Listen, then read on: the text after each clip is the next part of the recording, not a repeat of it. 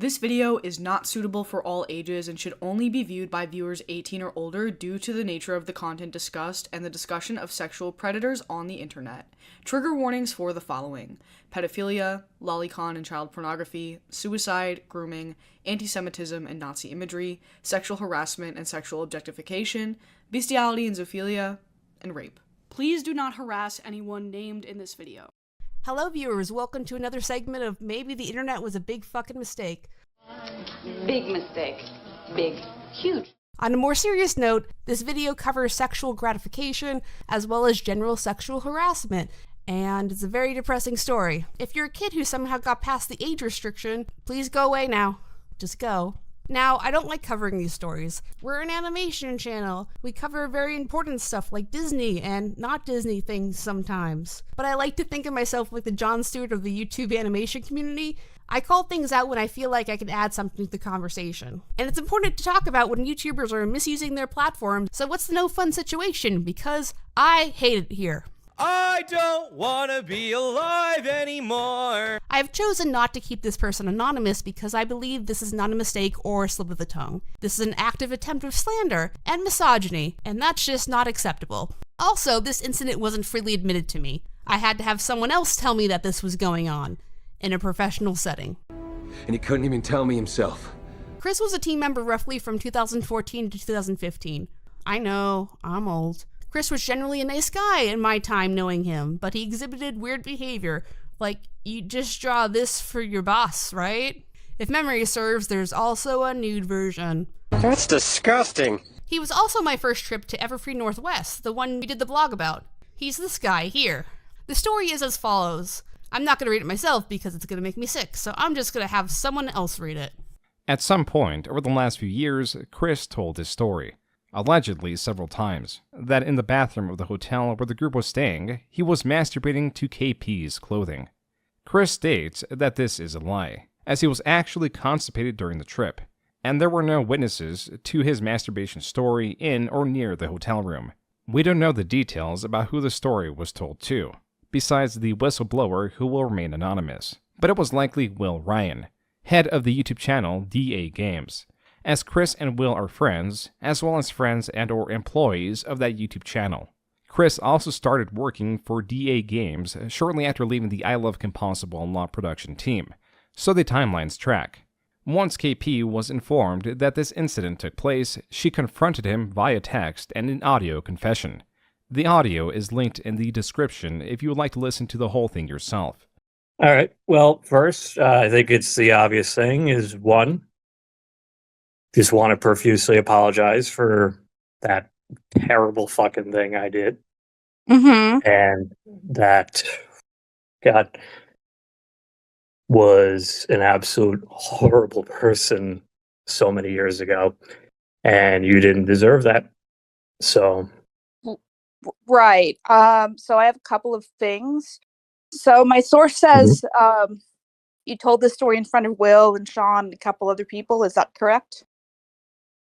That would probably be correct, yeah. So Will has heard this story probably in passing a couple of times, correct?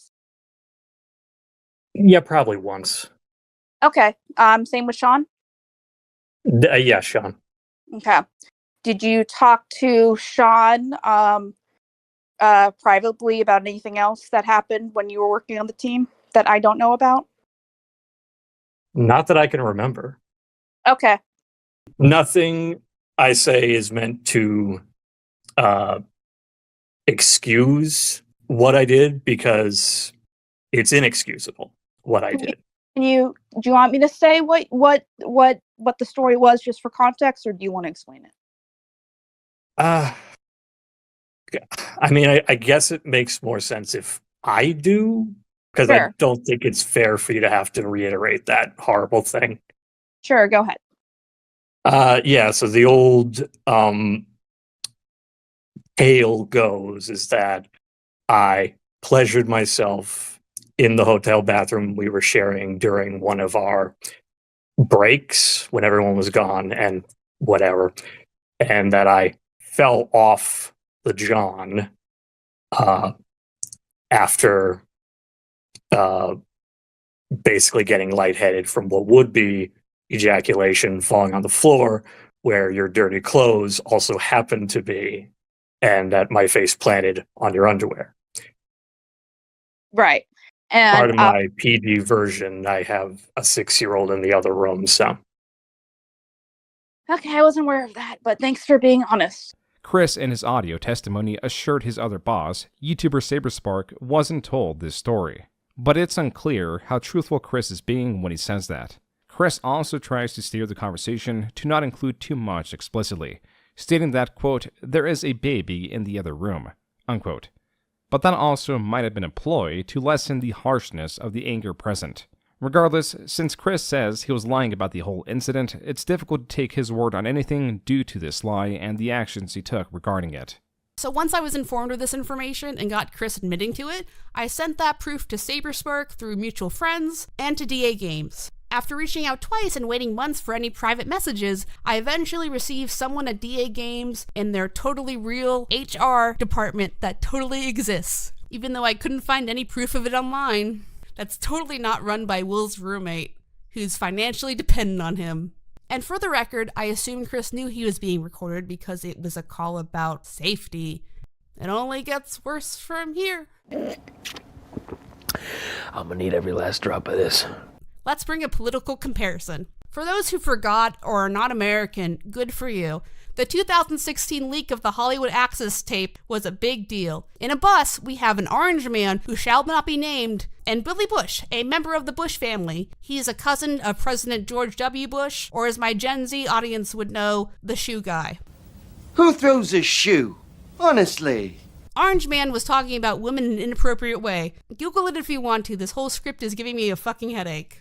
You know, I'm automatically attracted to beautiful. I just start kissing them. It's like a magnet. Now, even though this was in 2005 and leaked in 2016, and even though Billy Bush was now working for the Today Show and not Hollywood Access, where the tape was obtained, Bush was still fired on moral grounds, not contract obligations. It seems like keeping him on staff would be a bad look for the Today Show, despite this happening over 10 years ago. Imagine that! So I find this before his contract excuse to be weak at best. The ironic thing is, Bush was mostly going along with what was said. Chris actually did more than Bush did and suffered less consequences. As well, if Chris told the story multiple times, I would assume one of those times was after his contract was signed. But don't worry, Chris can still run for president. Just listen to how Bush described it affecting his family.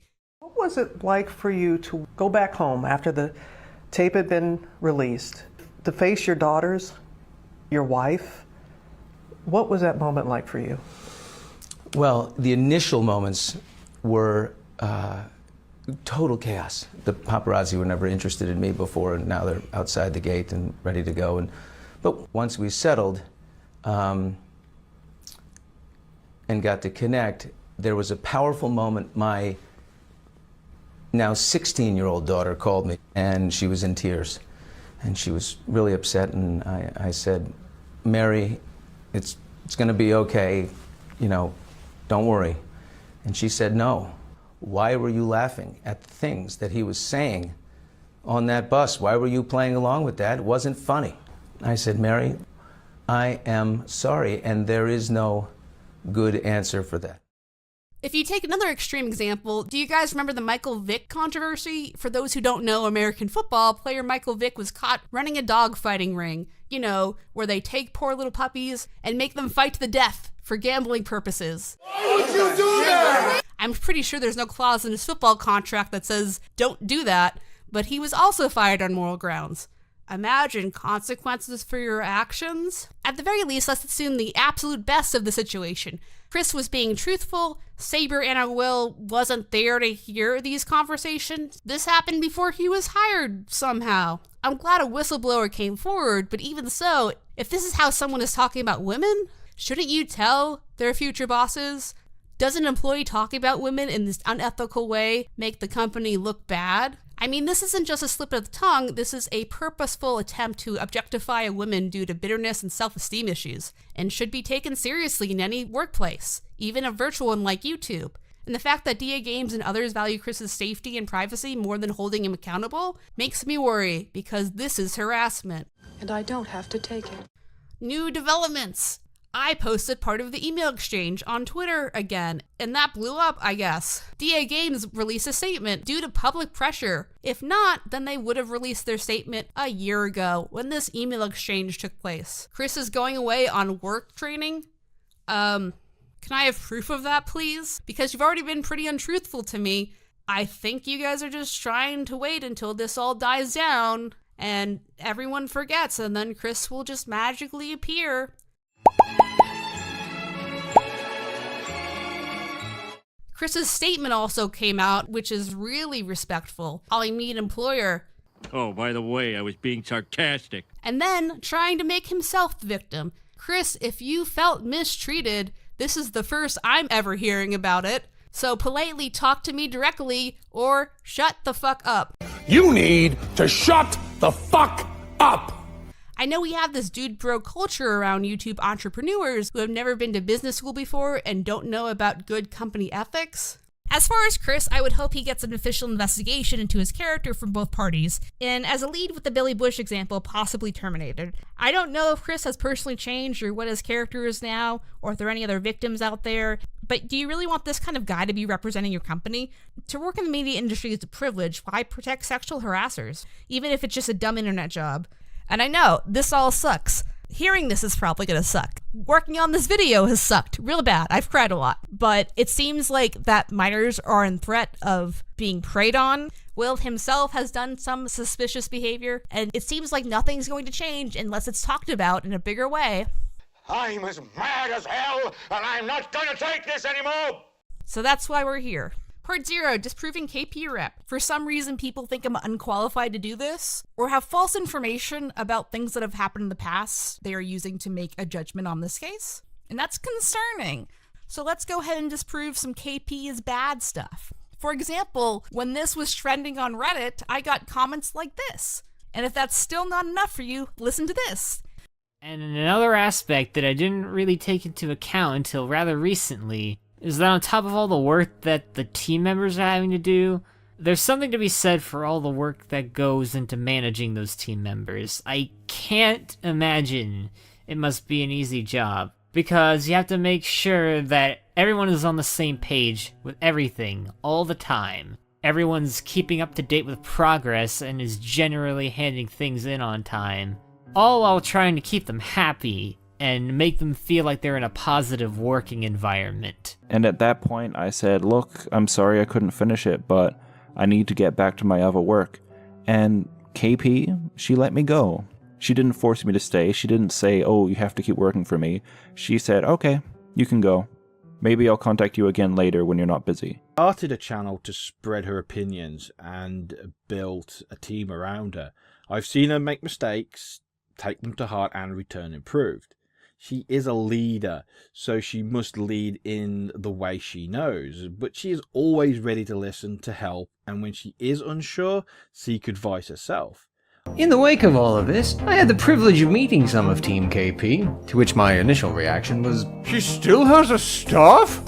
and it's true, bunch of real sweethearts, who, in defiance of Twitter, reason, common sense, and probable human resource statutes, actually still love ILoveKimPossibleAlot. A lot. And take my word for it, they were just as nonplussed about all this leaks business as anyone. Actually, no, don't take my word for it. Why not go check out their page and get it from the various horses' mouths yourself? Darling people. The whole non-KP leak situation is as follows. I do not regret making it because at the time I truly believed I was doing something for the better good. Michael, this is illegal. Did you really think no one would check? What, do you work for iTunes? I guess never underestimate the power of too long didn't read. Can I get paid now, Rachel? For those playing at home, the TLDR is that this is utter nonsense! Especially this bit. But KP, what about this? She was exposed as a manipulator and a user. Somehow, she managed to get an entire team of people to get to work on her projects. Only they didn't get any compensation for it. God forbid people have hobbies. I guess every reanimated is just an anti-capitalism abomination. Discussed at length here. I remember watching a video that she posted on YouTube a couple of years back. It was a long drawn-out video about how she was almost cancelled from the community and how she was a victim of stalking and her struggles with PTSD, which she brings up like every time she gets the opportunity. Like, what? Shaming trauma victims probably wasn't your best move, my guy. Just saying. She probably felt that because the fandom had died down a bit, nobody would go on the attack. She also had like a Twitter meltdown when she had to pay like for her own way into BronyCon. I think. I can't remember which convention because I didn't bother fact checking. Whereas other members of the Brunellis committee like Silverquill got in for free. Really goes to show how much of a tight-knit group they all are when it comes to preaching about love and tolerance, like peace. That's not what happened. Wrong! I was frustrated that BronyCon changed their minds about my guest spot based on false information, and they were informed it was false information from another convention head. It's very victim-blamey. More details here. Which probably explains why people don't see her much after that with other committee members. All in all, KP just strikes me as just another individual who constantly acts like a spoiled child, who acts out when they can't get what they want. This guy obviously doesn't know me because it's not really my character. These types of individuals believe that everything should be like handed to them with little or no effort, simply because they are recognized in a group or community.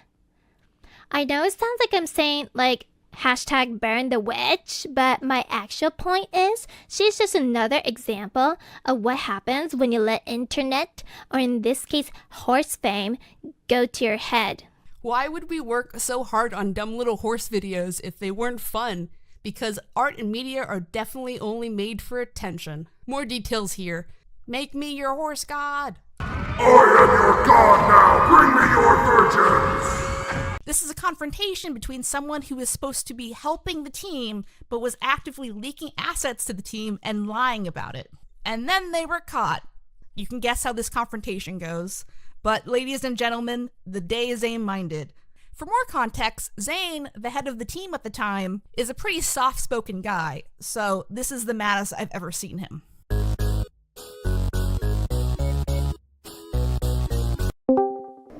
Do you mind if we take it from here, me and Yeah. Because quite frankly, what the messages were a betrayal to the team that you claim to represent. I would say less so a betrayal to Rachel, still a betrayal though. But quite frankly, I'm insulted by what you chose to do. You sat there, you claimed to be representing the team, you claimed to be wanting to improve the team, and you sat there and you lied to our face, okay? Now, I'm fucking lost for words. And the fact that I gave What the fuck made you think that that was okay? Like, how did you think you were helping? What the fuck have you got to say for yourself? And then even now, I gave you the chance to come clean and say, is there anything you want to say? And you didn't say anything. And you were denying it until I said, I have access, I see everything. Initially, you can see that maybe your intentions were good, but there's absolutely no fucking denying the fact that by the end of that, not even by the end of it, halfway through at the very least, there was no denying that. That's my problem. You claimed that you were doing this for us, and yet you sat there and lied to us. You lied to me, you lied to every single person in that group. We sat there and we said, can we trust everyone in this group? And you sat there and said yes. You betrayed the team. Okay? You betrayed fucking me. Personally. I'm taking that personally. You sat there and you told them, Zain is about to upload that video. And what did you hope to achieve? It happened that I was preparing that video, and that's when I told you, by the way, we're putting it back up. We made that decision weeks ago. We made that decision when we posted it in the radio play chat. When people explained that we're not happy. We said, yes, we have a video ready. We'll upload it in a few weeks. That's why that video was going up. Did you ask me? No. Did you think that maybe a bit more, something better could come out of this if you fucking talk to us? Okay? Nothing good came out of that group. Nothing that Twitter. Nothing. You know what good came out of this? The Skype group. The group of people that sat down like grown men and fucking wrote down their complaints.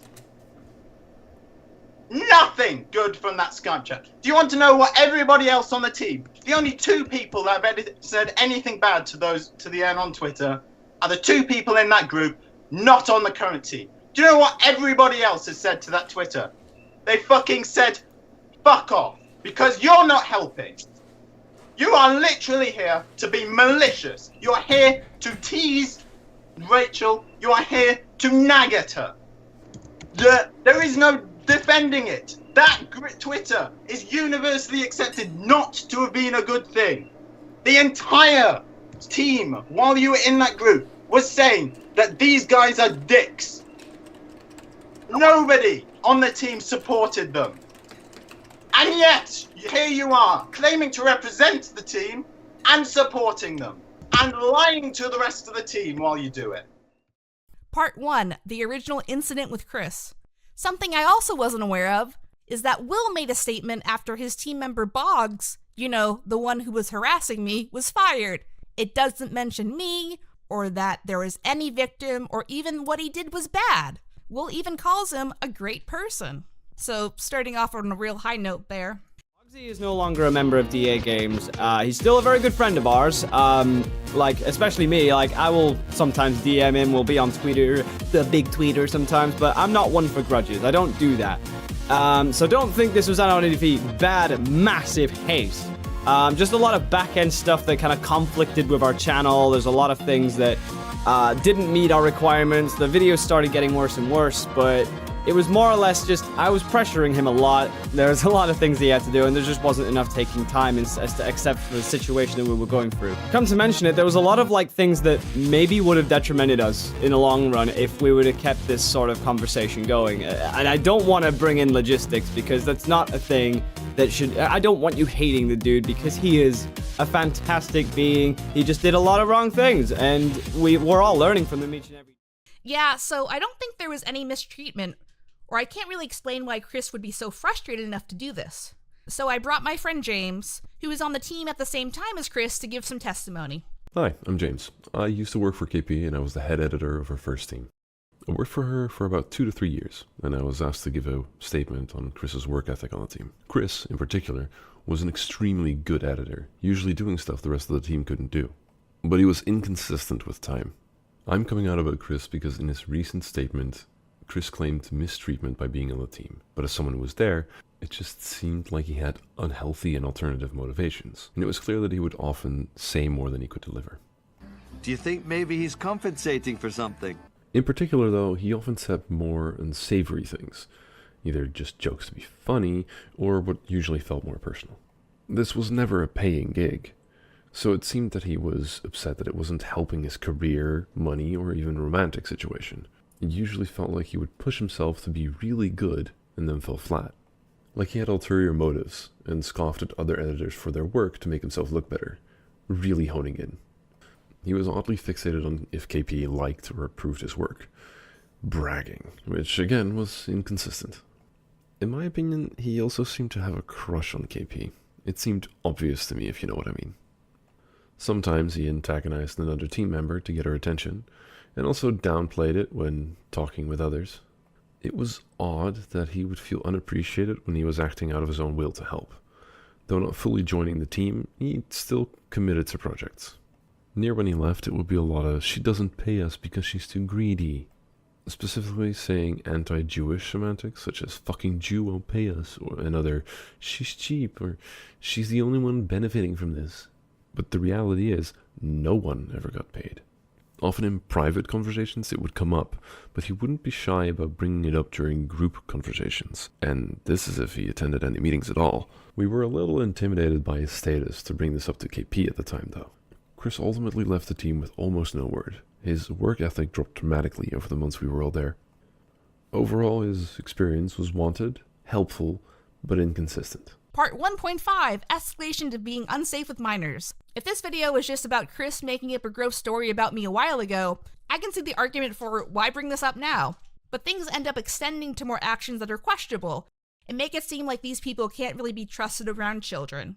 We have a testimony of a minor who Chris made uncomfortable by mentioning bestiality to. Here's that story. She's chosen to be left anonymous for obvious reasons, but more about that in the interview. Back in late 2018, I was in a voice chat with Chris, Will, and one other person who I cannot remember. They were another fan, so it isn't very relevant as to who they were. I was 14 at the time. I do not remember how the conversation got to this point, but at one point, Chris made a joke about me being into bestiality, specifically using the term bestiality, which I didn't understand at the time. I simply responded being confused about the joke, and Chris seemed to find that funny. My camera was on. They were using a third-party tool to have cameras with voice chats at the time, and I had met Will sometime before to voice chat in person. They had to have known I was underage. This by itself is not that awful, simply weird. But together with everything else that has happened and what these people have done, I think it's important to share as it shows a pattern of people in and around DAGames creating an unsafe environment. There was also an incident in Lolicon, or sexual images of cartoon characters that are children, and accidentally exposing that material to minors in Chris's private server. Allegedly to test a bot? Lolicon is already subjective in nature in the first place, as people can make the argument that these are fictional characters, and not real children, but I don't think anyone will argue that maybe we shouldn't be letting children see sexual imagery. The big problem with that, besides the incident happening in the first place, is that it was never officially addressed. No apology, no nothing. But instead the threads were deleted. Sounds kind of sus to me. Oh, it gets worse. Part 2, Will Ryan is a textbook pedo, and probably very unstable person. Sorry, yo. If that all isn't a big deal, then child grooming is bad, right? Well, no shit. So enter player 1 in this case, the YouTube channel DAGames. For those who aren't aware, DAGames is a YouTube channel that makes a variety of content, including Let's Plays, their own animation, and fandom-inspired music. The 4 main current members of the channel are Chris, Will Ryan, Cosmic Keyframe or Chrissy, and Sean Webby. Will himself is problematic for a bunch of reasons, not limited to dating a minor in 2015 when he was 23, and that's shady at best. Here are the screen caps. These are great. I guess you can be Jerry Seinfeld, who dated a 17-year-old when he was 38. So, what are you gonna do later? I got a date with Nikki. Oh, yeah, she's a beauty. And she's also 17. Bold and beautiful. I'll tell you the big advantage of dating a high schooler. If you're going out with someone your own age, you can't take advantage of them. I suppose. Oh, come on. That's a huge feature. Think about it. She's so young, she doesn't realize I'm a predator. Jerry. Yes? I've been doing a lot of thinking. Uh-huh. Well, I don't think we should see each other anymore. Oh, that's okay. What? No, it's fine. No problem. I'll meet somebody else. Sure. There are plenty of high schools in New York City. Huh? It's fine. Anyway, it's been really nice grooming you for a while.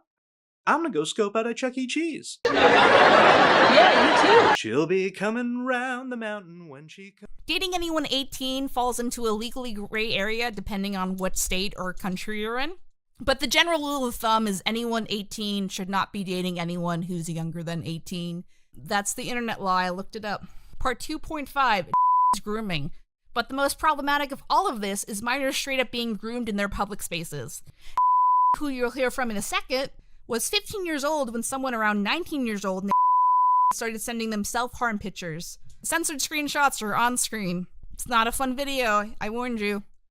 Was pressured to help this individual and manipulated to break up with their current partner at the time. This escalated to nude photos and constant communication until staged a suicide attempt and blamed then came back in fake memory loss until was blocked completely. And how was it handled in the DAGames server? Contacted Will about the situation, who sympathized privately but didn't do anything publicly. But, like, what's accountability for exposing minors to a predator? And just left the space on his own. eventually had to make his own Twitter thread with screenshots to prove the account was true. I mean, come the fuck on. The least you could have done was ban a pedophile. The bare minimum, what's that? Let me be clear. This isn't only Will's fault, it's everyone involved in the company, including the people I named before. And I know rent is a thing, but sacrificing putting children at risk because you don't want to publicly speak out about this behavior and threaten your livelihood, and because you don't want to go to college, is just shitty and selfish. Oh, you are just the worst type of person. Next is and his friend Pixel talking about problematic behavior in the DAGames community and the situation at large. Welcome to the No Fun interview section. I have two people with me who have previous personal or professional experiences with DAGames in the past, and they made a document about it a year ago, but I brought them on to share their personal stories in audio form, so it's a bit easier to digest, as well as to provide some context to these things and that these are real people, I promise. So why don't you guys introduce yourselves? Yeah, I'll go first. I was a fan since 2018 until I became friends with Will, one of the DAGames owners. In, I want to say 2020, 2021, I'm not sure. I was commissioned by him in late 2022 to make a concert outfit, but that's really all I got. Well, that's all I have when it comes to my relation to him. We were friends, but not really. So you had a professional relationship with Will? Yeah, I was commissioned once, but that's about it. Okay, so Pixel, what's your background? So I was a fan in 2018 to 2023, and I was a fan artist in a server. I did a lot of general fan art and just general art interpretations of his stuff, and I never worked with him like professionally, but I was friends with him during 2023, and we DM'd pretty often for a couple months. Like, we talked in VCs and stuff. How did that start? Did he notice your fan art and start DMing you, or what? It was kind of interesting. He was friends with first, and other than the DAGames server, there was another friend server that he was in, and at some point the topic of me came up when he was DMing, and he noticed that I wasn't on his friends list, and he was just kind of confused about that. And so it was just kind of, he thought we were friends already, and so it was around early 2023 that I accepted his friend request, and we started DMing from there. I think we officially started a conversation after an incident with his friend Inu. She was like harassing me for like 2 hours, and I had that conversation with Will. I was like, your friend is doing this, and this is what happened, and here's the conversation that we had. And after that, we just started having normal conversations. So I guess Will does this where he'll just take people from the fan server and try to build a personal connection? Yeah. So there's actually this second server that a lot of his friends, including like Lala and Inu, are in. That sometimes just some people get invited to, I guess. Okay, I guess from what I'm getting at so far is there seems to be a lack of boundaries. Not that it's a bad thing to make friends with fans or anything, but I feel like it's almost competitive if you have like a server of people he likes that are also in the fan server. Yeah, it's really weird. Yeah, so what happened for me was I was friends with Lala before I was invited to that server. So because I had a mutual friend with Will, meaning Lala, I was invited there. It's officially Lala's server, but it mostly gets used for Will stuff. What exactly is in the server? Is it just like personal jokes or a similar layout to the other server, but just kind of private? It's supposed to be a friend group server, but it's really centered around Will. Yeah, they had this rule where if you weren't active enough, you'll get kicked. And if you couldn't go to VCs, you would have to explain yourself, like, oh, I couldn't join VC today because of X, Y, and Z. And generally, from my experience, a lot of people had to cater to Will, like going back on joining the server in general. They used to let people in pretty generally, but then they just kind of restricted access. Yeah. Like, the only reason I got in there was because she actually invited me in there.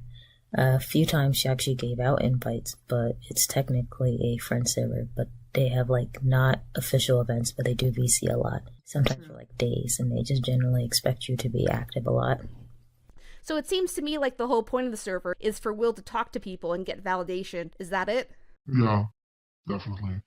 I remember this one time that me and a friend who was in there were watching, I think it was Hellraiser 4. It was one of the worst Hellraiser movies. We were, like, cracking jokes and stuff. And, like, an hour in, Will joined and he got upset because we were talking over the movie when he didn't even choose to watch it. We did.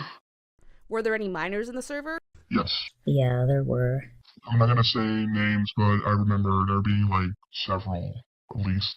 So I guess it's kind of questionable that he made a separate server to invite mostly fans of his main server, which I guess isn't the worst thing in the world, obviously.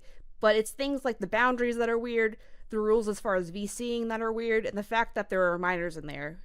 Were there inappropriate jokes and stuff like that? Yeah, there used to be an NSFW chat even, and like people would just share their kinks in there and stuff. I remember this. It got deleted eventually, but it was weird. Like, the time I was in there and the chat still existed, I was a minor at the time, I think. I don't remember exactly, I'm sorry, but yeah, it was really sexual and racist and stuff. Okay, not off to a good start. So that seems to be the running theme with DAGames in general, that they're being inappropriate with minors. They make inappropriate or not safe for work jokes in front of minors, and no one seems to be willing to do anything about it. Yeah, exactly. Like, sometimes they, like, for forever now, I want to say, they refuse to even acknowledge that there are minors in their audience. Yeah, I remember that. When the first version of Doc dropped, we were bringing up the point that he was trauma dumping to minors and talking about things that younger kids shouldn't be hearing, and he relies a lot on his fan base for personal support. There's an entire channel in that server dedicated to just giving him specifically support, and the entire move to the server is dedicated by how he's feeling that day. And when we mentioned that in our document, like, hey, he's trauma dumping, he's talking about all these horrible things without a filter to these people. And people were giving the excuse, well, they're older teens, they're like this age. When in reality, the age range was a lot broader than like 16, 17. There were 14-year-olds, 13-year-olds in there. The broader range is like from 13 to early 20s in that server, and it's unfair to assume that just because it appears that people are older, that you should trauma dump to these people. They did have an NSFW channel in that main server, but I wasn't around when it was a thing. And what year was this about? I'm not entirely sure. I remember being there when that channel got deleted, I think. When did you guys join the server? I joined the server in May 2018, and it was around then. I joined in December. I don't know how long it was around. Like, the server has existed since 2016, but it may have been around since the beginning. I'm not sure, but it was around in 2018. That's for sure. And another thing I wanted to bring up is that the moderators do not go through formal training, from what I could tell. I was there and he just picked someone and he was like, oh, you should be a moderator now. You've been a friend for long enough. And like I said, he's hired minor moderators. The most recent one just turned 18 last year. They graduated high school last year and they were a moderator the entire time in the server from 2018 to 2023. And I'm 20 now, so they were younger than me that entire time. And as far as I'm aware, I heard they were recommended to someone. No, they got picked randomly. They got picked randomly. Okay. I remember this. Yeah, it was weird. They just got picked for no reason. And they even told me several times in DMs when they were a moderator, like, you should have been it, not me. Because, I don't know, they thought of themselves as not being capable enough to be a moderator, but they still were anyway. Yeah, I can get the point of having moderators being subjective, but at the very least they should not be minors. They should also know it's actual work and should be okay with whatever work they get. Usually mods are like, hey minor, don't go in the 18 plus chat, or have a question, we'll help you. Just like that. Exactly. So was the minor activity in both servers the only thing that gave off red flags, or was there any other behavior? Oh, there's way more.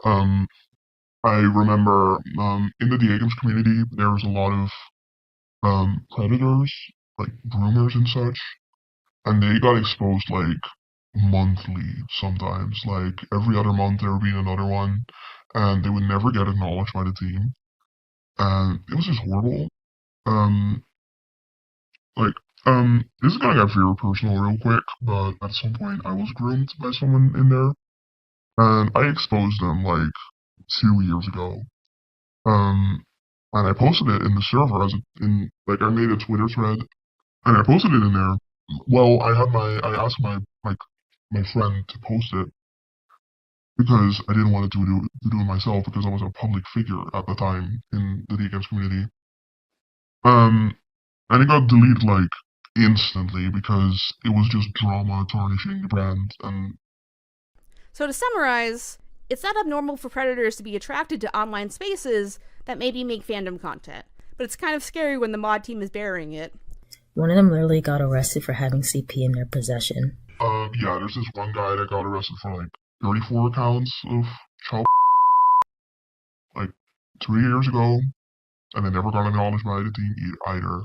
And he was pretty prominent in the server. He would make animations and stuff. He was really popular. And he was kicked once that came out at the very least, right? We don't know. We don't know. There's a probability he probably was, but they do have a thing where, like, if you suspect someone being weird, they will investigate and kick them, but... It's done very badly. It's done really badly. Like, from personal experience, it's so bad. Like, I tried to come forward about my groomer, like, way before I posted about it. And they were like, hey, do you have proof of this? And I was like, no, I deleted those chats because I don't want to see that shit. And they were like, okay, you can get him back. And I was like, okay, how? Fucking help me, because I was panicking. And they were like, figure it out yourself. So you're going to tell a child in a panic state to just figure it out themselves, or otherwise we're not going to do anything. It's really weird. I don't know. I'm getting heated. I'm sorry. No, it's okay. It's just so fucking dumb to me that they don't do the bare minimum, or just, like, don't have a server that's open to minors. It reminds me of last year when he was doing a set list for MomoCon, and he has these killer robots, and he was going to describe in detail how they kill people, and I was asking, like, well, shouldn't you put a content warning on there? Since most people are like coming for the DAGames stuff. And he laughed at me. He was like, no, why should I do that? I have a song called Mr. Dirty Balls playing. People should know that we're not for kids because that song is playing. And literally the next day, he had to add a content warning anyway. So I just kind of like threw up my hands like, okay, you had to add one anyway, so why were you throwing a fit about it? Yeah. He gets upset at, like, the smallest things ever, and it's so annoying. So it's really hard to, like, come forward about bigger stuff, too. Were any of the other team members supportive when you came forward? Because my understanding is that when you go to Will for stuff, he kind of brushes it off. Well, he either brushes it off, or he sends HR. The person that's currently HR, usually will just go into your DMs and just be like, yo, don't bring negative stuff to Will, he cannot handle it right now, and he never handles it, so it's frustrating as hell. And they just made them HR this year. Is the HR person a public figure? Not anymore. They did have a Twitter account, but one of the gripes I have is that as an HR person, they live with him. They're friends with everyone in there, so when it comes to certain situations like yours, technically they should not be handling that because they are not a neutral third party. Does she have, like, a social presence? Like, is she known for being friends with Will? Yes, to some degree. To some degree, she's public. When you go into DAGames live stream, she will be there as a moderator. Things such like that. It seems like the running theme is Will can't handle whatever the conflict is because he can't address it. Yeah, pretty much. Okay, so let's talk about some troublesome behavior you saw from Will. I know he dated a minor in 2015, and there was a lot of N slurs and a lot of anti-Semitic slurs. Great stuff. Do you have any antidotes or things to share on top of that? Just recently, someone did some more digging when they found out a live stream clip. I was looking at some site called, like, Young Porn or YoungPeoplePorn.com, and they did some more digging on the Wayback Machine. What drove you to make this document?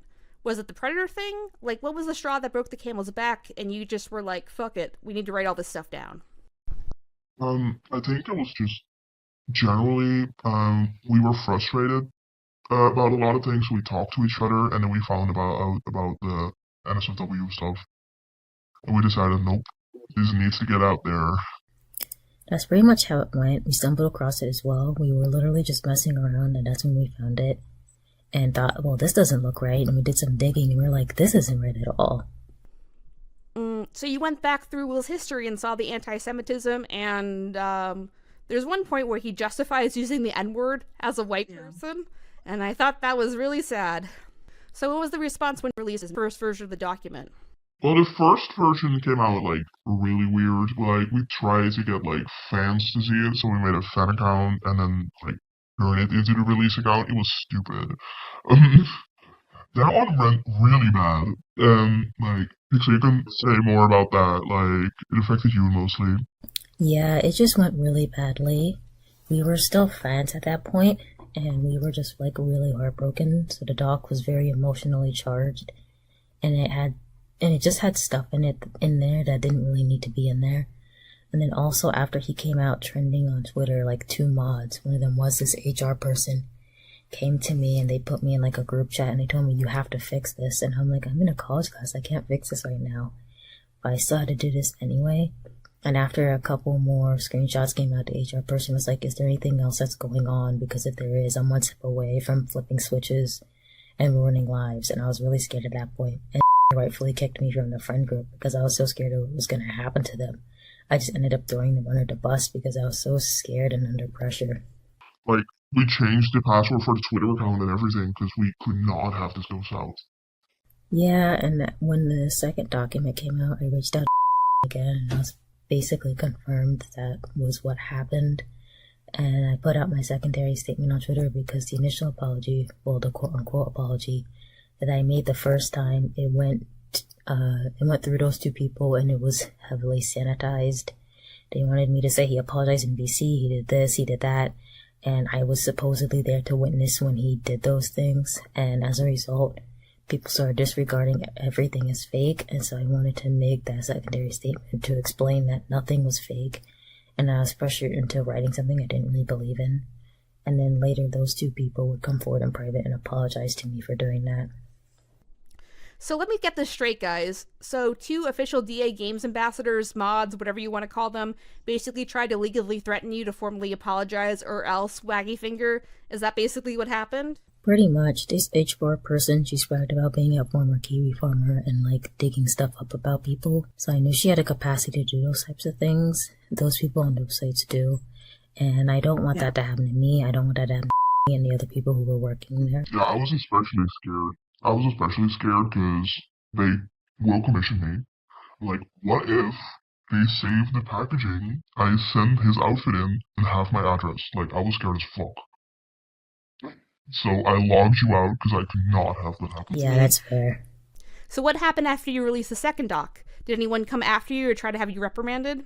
There was this, it was really weird. Like, this time it went okay. Like, we posted it on, like, the Reddit and stuff.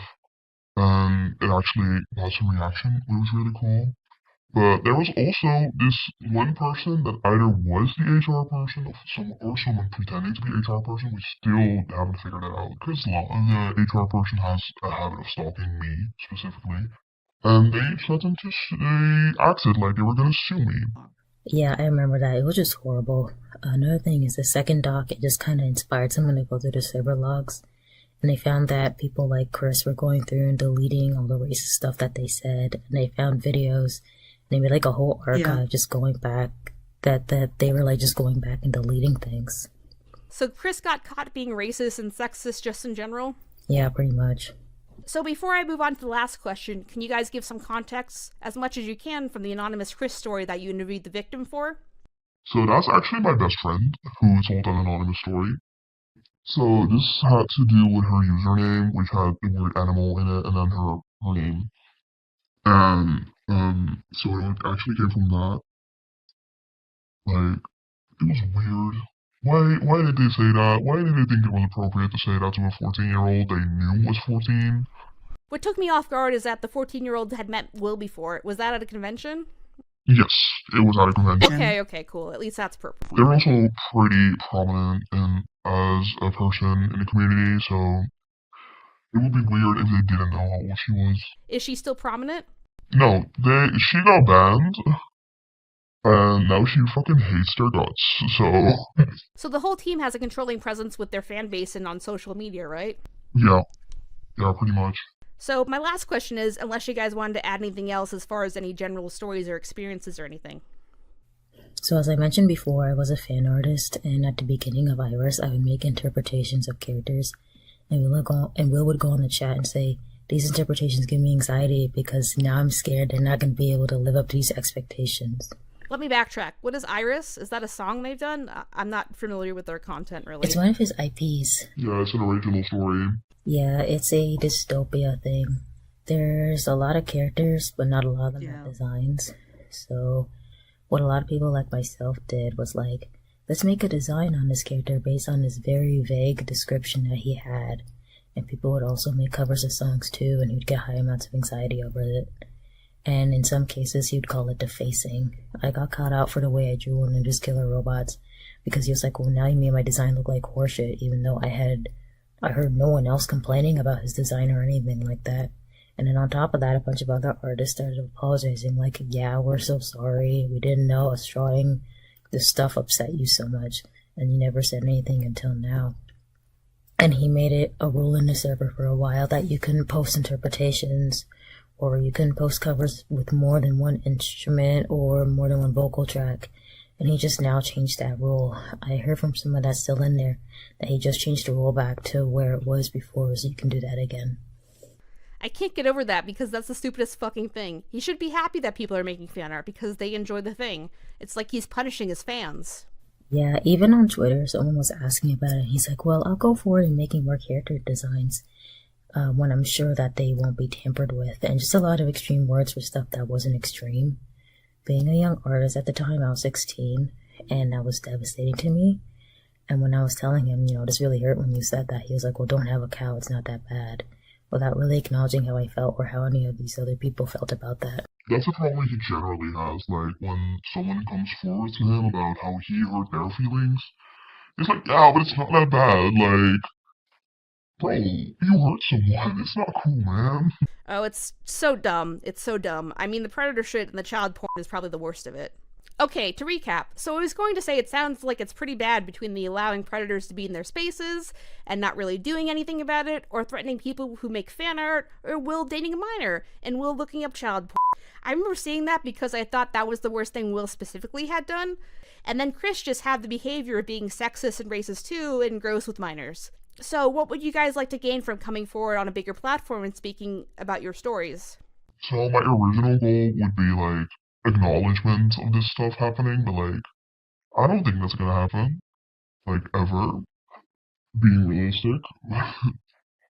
I don't know exactly what I want anymore, like, I just want this stuff out there, I guess. That's all I can do. What I personally think is Will needs to take a break from the internet, because this sounds really unhealthy from a third-party perspective. I'm just gonna sound... This is gonna sound really mean, but I don't think he's capable of taking a break from the internet. I mean, he went on a camping trip with his family, and he was on his phone and was in voice calls the entire time. So even then, when he was supposed to be out in nature, he wasn't taking a break. There's multiple times he said he'd leave Twitter, and then he never did. I believe someone caught him lurking because he was pretending to be off of Twitter, but then, like, he retweets something and then quickly unretweet it. He's on Instagram mostly now, and even now he's pretending to, like, be offline on Discord. Something I've noticed too is that people who enable him are dependent on him, like the HR person who's a roommate of his, and is dependent on the channel's income in order to live. Yeah, exactly, like, the HR person lives with him and doesn't have a job outside of HR for DAGames. I think we don't know, because they're not a public figure, we don't have any connection to them anymore, but I think the only thing they do in their life is sit in Will's house and send out angry emails to us. This is what the kids call an allegation, something we don't know if it's true, but it's based on a theory and evidence. Yeah, she used to have a job, like, as a childcare worker, but she stopped. And then she did, like, art commission, and then she did, like, art commissions for a while, but then she, like, fucked up her wrist. So, I don't know what she can do if she has a job. Sounds like a healthy work environment. So the only time they acknowledge anything wrong is when I retweeted one of the emails a couple of weeks before this recording, and they were like, Chris is taking a break. Chris is taking hiatus, which I think means we're going to wait until this blows over because we're not going to show you any proof that Chris went to any HR training. I'm going to go out on a limb and allege that he did not go through any training. Like I said, the HR person was only made HR this year. DA is only 4 people. Even emailing and doing the NDA was against the ACAS guidelines. So I don't know what training he would have done if there was any. I think we had a timeline down.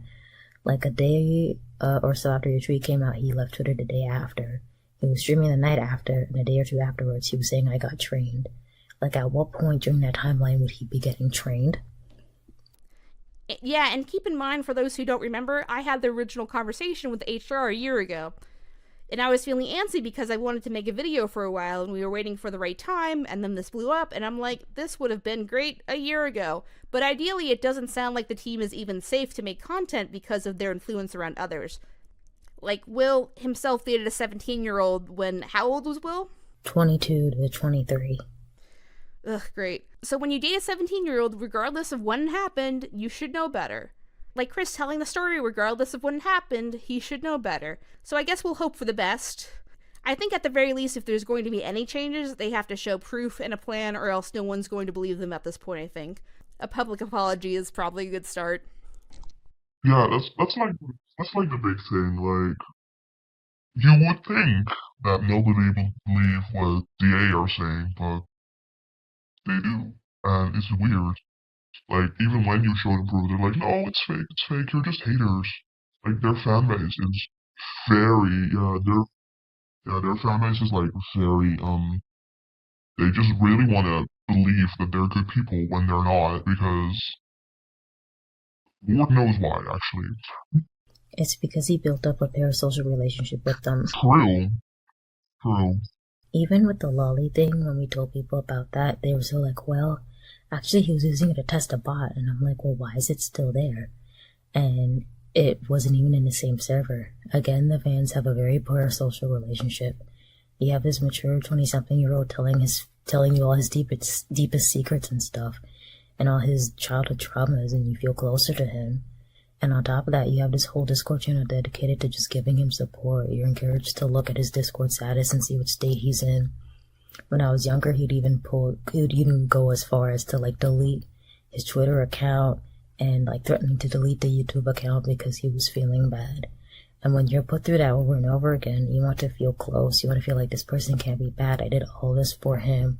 I went through all this for him. And I'm just sorry. I'm getting really a bit heated here because, again, I went through all of that, and it's such an emotional, draining thing to go through. It's like, no, you shouldn't be doing this to 13 and 18-year-olds. You shouldn't be telling them all these things. Like, I'm going to delete my YouTube channel where, you know, when I was bullied, I got my head bashed in. Yeah, exactly. Like, the worst example I remember is, I think, that he said in his Discord server that he was going to kill himself because his fans were so fucking annoying. I don't have proof of this, sadly. I remember seeing it. He posted a suicide note on Twitter. Right, several times.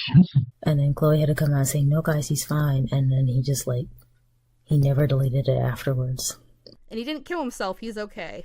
He posted several times, like, while he was in a hospital as well. Yeah, I remember this happening when I just was a fan. Like, like 2018, 2019, this was happening a lot. And, like, I felt super close to him when I literally just knew him for, like, 4 months. It was weird, like, I felt this super close connection to him, and now I understand why, and it's so fucking awful. On that note, do you guys have any advice for people that are kind of in similar shoes that you were when you were finding all this stuff out? Talk to people. Like, you're not alone going through this. Like, please talk to people. Even people that are still fans, like, talk to them. And it's okay if you don't feel okay going through this, because it's fucking hard.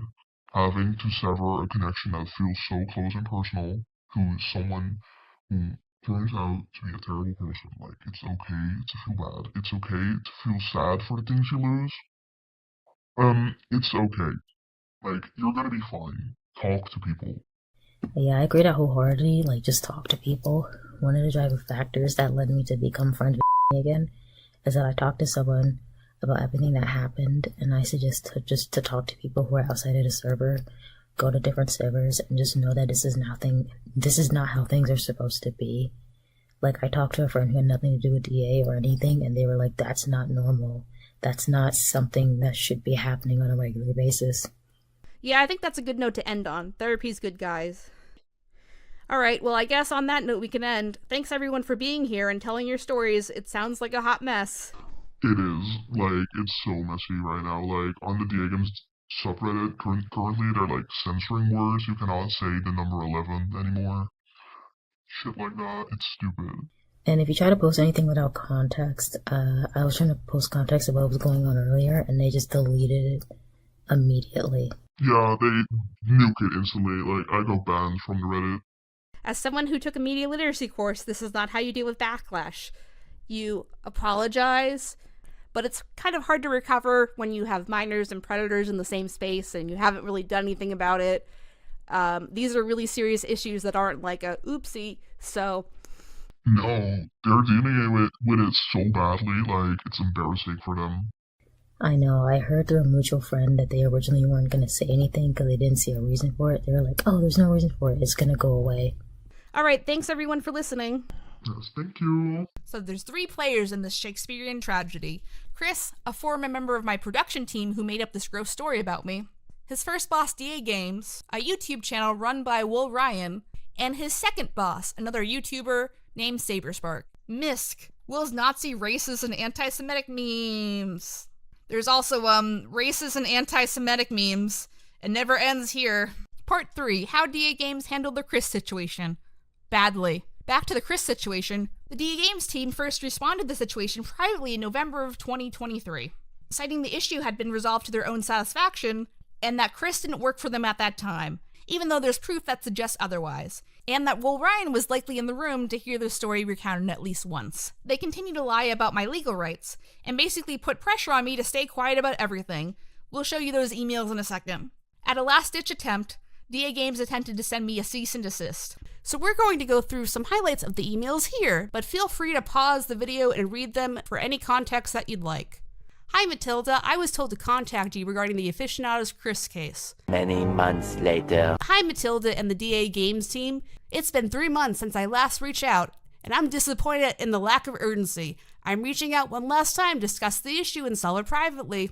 Hi KP. Thanks for your patience. Chris informed us that the recording between you and him was not consensual. Nonetheless, we listened to the recording ourselves and have determined that the two of you had already reached a resolution. You will allow the actions of the past to be forgotten and forgiven. It is also our understanding that all of this took place before Chris was an employee of DA, meaning that he was not under contract at the time of the incident. Therefore, as a company, we do not have the jurisdiction to punish him in this situation, as he has not breached contract. I'm disappointed with the lack of action taken regarding these issues and your lack of alarm in terms of how it reflects upon your company's priorities, values, and internal culture. Also, regarding the recording and Chris's statement, fact is, whether or not Chris engaged in the activity, he openly spoke about doing it allegedly in calls involving his co-workers post having his position within the company and after, as late as 2019.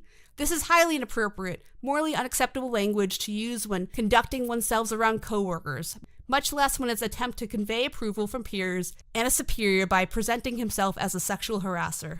If he was bragging about sexual misconduct involving a minor, would that change your response?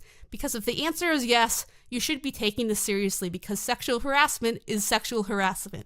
By continuing to employ Chris, you not only condone his behavior, but actively encourage it within your workplace-related settings. At this point, it's a matter of safety for myself and members of our communities, and me attempting to handle this issue privately is a courtesy, one that seemingly is not being honored, and in fact, dismissed. If no satisfactory result is brought about, I have no problems going public. We will review this case again and decide on appropriate disciplinary action. This will be handled internally and confidentially, of course. We would like to state that we do not represent Chris in any legal capacity. DAGames as a company does not tolerate threats of defamation or libel. If you go public, we have the right to pursue legal action. We will share the results of the investigation with KP, but only on the condition that she signs a confidentiality agreement. Part 4. How Saberspark handled the Chris situation. Badly. Next is YouTuber Saberspark, who primarily makes animated themed content and generally seems not to care about the situation unless he's listed as an employer of Chris. I originally contacted Saber through his staff, and here are the Discord messages to prove that. I hate it here. There were talks of a hiring change, and I assumed Chris was terminated from working with Steven due to that. Cool. One less thing to worry about. Then it got worse. Turns out, Nothing happened. Cool. Oh, there's a big surprise! I tried following up, but never heard anything. Cut to November of this year, where Steven is mentioned in that email asking for an NDA to look into the Chris issue. This eventually escalated into a public spectacle when I shared the NDA email on Twitter. One of the people in that thread tagged Steven directly, and then, thanks for the support, guys. It's emotionally draining, but I feel like being critical of online spaces, especially when you try to solve things privately first, is important. Were you able to contact Saber or anyone that currently works for him about Chris? I contacted Saber through some friends in common, never heard about an official firing though. I was never contacted by any friend of yours, nor did you ever make any attempt to reach out to me on your own behalf, via Twitter, email, or anywhere else. You are omitting so much information right now, but I'll provide some here in a sec under your original post. Dude, we can talk privately. I have screenshots that I contacted both and. Are you going to record the call without telling me the same way you did to Chris too? Talk to me privately. I'm not doing this back and forth on Twitter. Then don't at me with your half-truths and omitted information in order to gain sympathy and slander my name. I'm 100% to debunk every accusation in your video. I have no idea how you can claim due diligence when you never reached out to me. Don't fucking talk to me like that. Don't call me a fucking liar when I have the screenshots to back me up. And if you're aware of the call, then the information got back to you regardless. If there was some decision made, I never heard about it. I'm ending this conversation. So a couple of things to unpack here besides me not purposely tagging Steven. It was a third party. Regardless, Steven proceeded to call me a liar publicly. You calling me a liar? I ain't calling you a truther. Proceeded to tease me about doing an unsolicited recording and to slander him. Slander is spoken. In print, it's libel. Some red flags to this response. 1. Steven could have calmly asked who I talked to instead of assuming the worst. 2. His anger was directed at me and not an employer, Chris himself. 3. Steven is claiming that I never contacted him directly, implying that he'd had no information about this, but admits to knowing the confrontation with Chris was recorded. Sound like some bullshit to me. By the way, I wasn't going to make fun of Steven so much, but I gave him so many chances to communicate with me, and he just didn't do anything, so clearly he doesn't care what I have to say. It's only an issue when there's potential backlash. I've come to make an announcement! Shadow the Hedgehog is a bitch-ass motherfucker! He pissed on my fucking wife! That's right! He said his dick was this big, and I said, that's disgusting! So I'm making a call-out post on my Twitter.com! Shadow the Hedgehog, you got a small fucking dick! It's the size of this walnut, but way fucking smaller! And guess what? Here's what my dong looks like! That's right, baby! All points! No quills! No pillows! Look at that! It looks like 2 balls and a bong!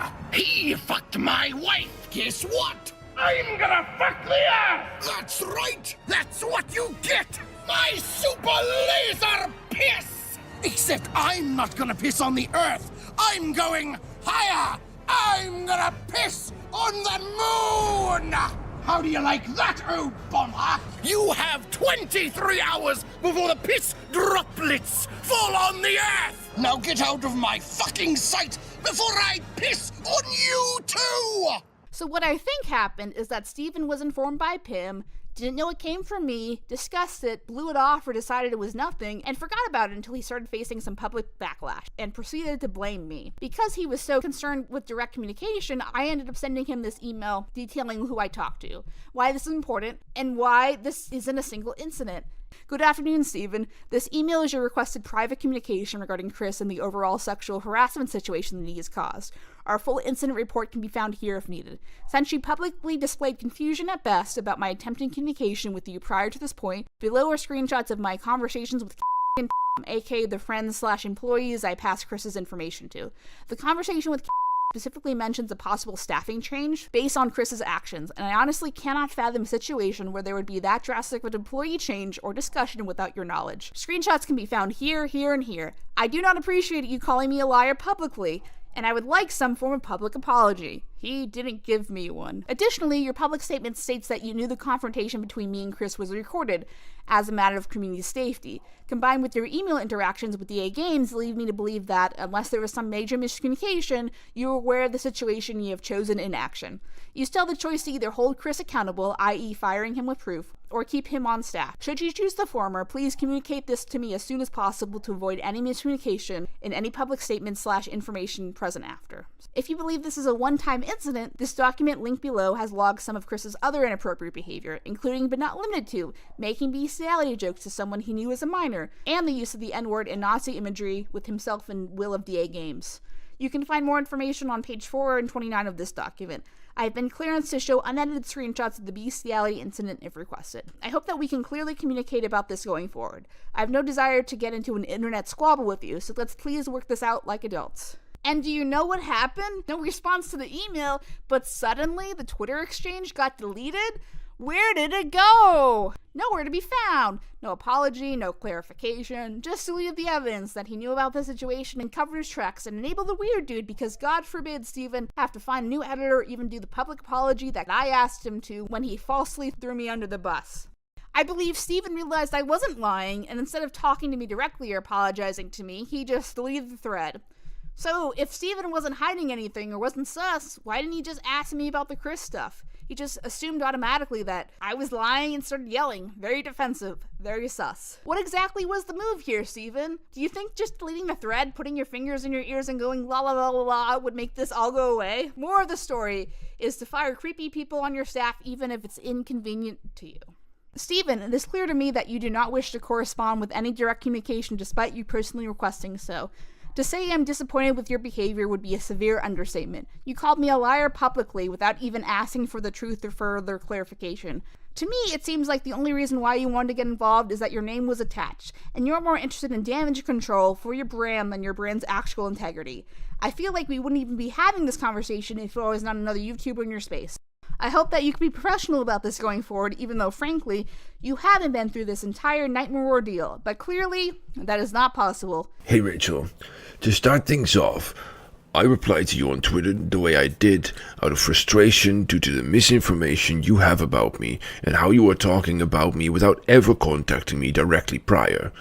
I'd imagine you feel the same frustration if someone had incorrect info about you, and probably you do with how some people went after you in the past with false information. I truly don't want to engage in internet drama that operates off of gossip, but the amount of misinformation you have is staggering, so I will set the record straight. As far as you and me, I'm dumbfounded. We hung out and that was it. I'm not sure what you saw in hanging out with me, but we just went our separate ways. All in all, I feel blindsided by your emails, Rachel. How can you say that you come to me as an impartial individual? As far as Chris goes, I heard through second-hand sources of his stupid joke, that Chris made amends with you and that was the end of it. Only for me to get accusatory emails months later? You never reached out to me officially, so how could I acknowledge anything besides what... Finally, I do have a lawyer and I will gladly bring him into our conversation to clear the air if needed. Now that it has come to this degree of misinformation on your end, I will do everything within my power to clear the record for the truth, and that includes exploring legal avenues if necessary. I hope this information helps and convinces you to reconsider your position. Regards, Steven. Steven, you've already passed the allotted time I've given you to deal with the situation privately, as outlined in my first email, which I feel is ridiculous considering you had access to this information for more than a year, regardless of where it came from. If you're now going to sit there and threaten me with legality after this many private attempts at communication, I will not be entering any further discussion with you after this last correspondence and cutting contact with you at this point. The reality is I'm incredibly uncomfortable with your general approach in which your previous email and how your public correspondence has been addressed, as well as you in general. So I'll keep this as brief as possible. To add to this whole "I will fight you for the truth" tone your whole last email and the Twitter thread is drenched with undermines the actual issues of the conversation, on top of assuming I'm going to publish falsifiable information. Is that how you talk to someone who's treated poorly by a current employee in the past? Based on all of your previous conversations, forgive me if you're not on the top of my list of people who treat me with assumed respect. In regards to your response on my Twitter posting, your heated response calling me a liar and questioning my character publicly is unacceptable. How you were particularly feeling at the time doesn't justify calling people names and treating them poorly. As well, you could have DM'd me as requested several times or asked for further information before responding in such a tone. When all I ask regarding this exchange is for you to apologize publicly for something you did publicly, you instead doubled down in the last message and tried to justify your feelings, and only privately at that. This doesn't strike me as someone who's dealing with the situation with the utmost maturity, but a desperate attempt to distract from the actual issues and make yourself the victim. The fact that you're going about this route again, even after I proved I wasn't lying the first time, is fucking deranged. Regarding your access to the information about the incident regarding Chris, and your insistence that I was the one who directly discussed the information about Chris instead of your general access to said information seems to be misguided. Do I have to tell you directly what to do with an employee incident of this scale for anything to happen? I shared the confirmation I had from both and that you had said information, which came off as indifference based on what I felt, as well as your correspondence with DAGames alluding to such, as well as there being a public safety report available with public contact information present for over a year regarding the situation. So I don't understand how it's particularly relevant how you learned your employee sexually harassed someone in the past. It just matters that it happened. Even assuming you didn't know about Chris's actions up to the Twitter exchange, I still emailed you directly to discuss it before it reached this point, and you seemed to ignore that email and only responded to a second after my frustration became clearer. To be frank, it doesn't matter how the perpetrator feels how the resolution went, but the fact that it happened in the first place is unacceptable. Chris is, very obviously, going to tell you whatever you need to hear to keep his job. It's alright, guys, the criminal said the crime actually wasn't so bad after all! Hell, it doesn't even matter how I feel about it. Still, if you were so concerned with my personal opinion on the matter, to the point whether it would directly dictate your decision to keep Chris on staff or not, I do not, for the life of me, understand why you didn't reach out to me, directly or indirectly through our friends. Great job updating me on the current status of Chris's employment, even now, by the way. Good job. 10 out of 10. Regardless, this isn't a joke, and your insistence as such is the underlying problem of this whole situation. How is it a fucking joke to say you ejaculated on your boss's clothing and say that to other men multiple times? It cannot and should not be belittled as just drama. Why would I have gone through the trouble of corresponding with DAGames or having a safety report be written if I just thought it was just a joke? I was and am worried about the children Chris and the greater DAGames community still have access to. Even if I had forgiven Chris for some reason, it wouldn't be relevant. Even still, you seem to show anger that I got Chris's confession on record in comparison, what he actually confessed to, with your comment stating, "Are you gonna record the call without telling me the same way you did Chris?" To be clear, he is not the victim. Full stop. Neither are you, for that matter, Mr. Truth Seeker. Publicly throwing the actual recipient under the bus and siding with the sexual harasser just because he did not know he was going to be on record as a safety concern, on top of being incorrect about your information, is one of the most idiotic parts of this whole ordeal.